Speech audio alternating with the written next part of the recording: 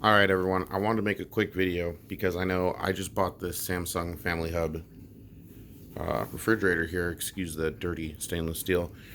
But when I bought it, it was stuck in retail mode and it wanted a password, and I didn't know what that was.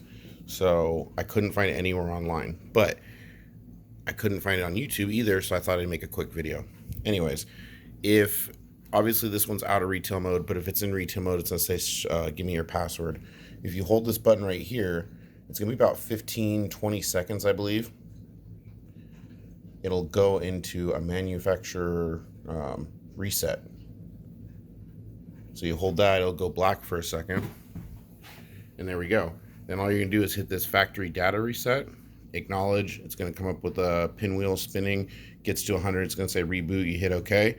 Boom, you're back to factory settings, and you have nothing to worry about.